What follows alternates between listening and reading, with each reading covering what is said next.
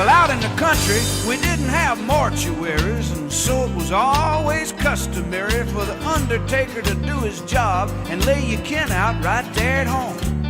Yeah, and the church would loan you folding chairs, and you'd have visitation and everything right there. But when the nighttime come, you'd have to sit up with the dead, 'cause it wasn't right to leave them alone.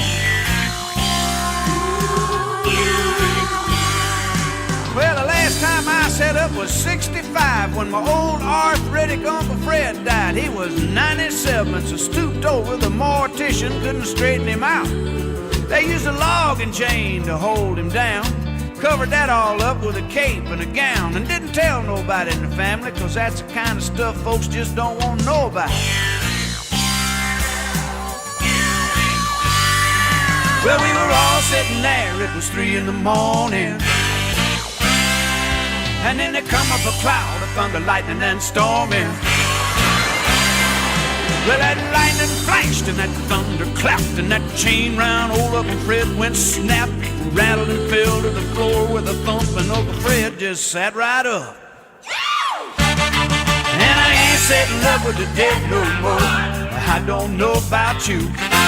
No, I ain't sitting up with the dead no more. No matter what you say or do.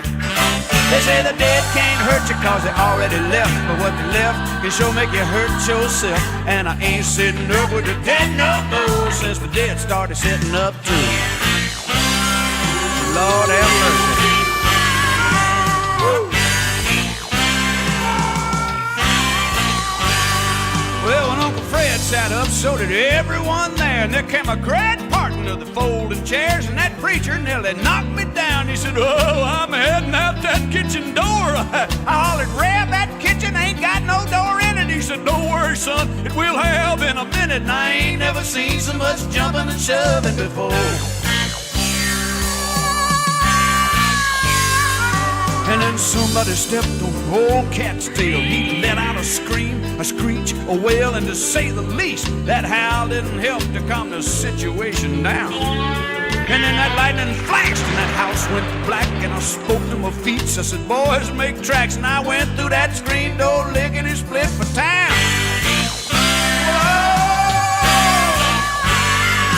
Well, I cut through the cemetery, fell in a hole. It was Uncle Fred's grave, and it was dark and cold.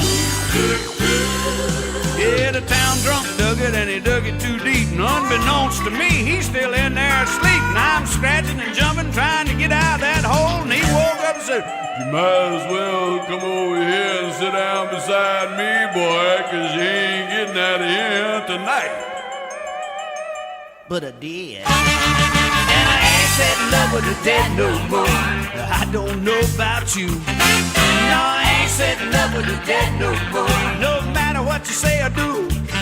They say the dead can't hurt you 'cause they already left, but what they left can sure make you hurt yourself. And I ain't sitting up with the dead no more since the dead started sitting up too. Wasn't no sense in nobody sitting up with Uncle Fred anyhow. Uncle Fred done me gonna sit up with his own self. Next time I'm just gonna send flowers.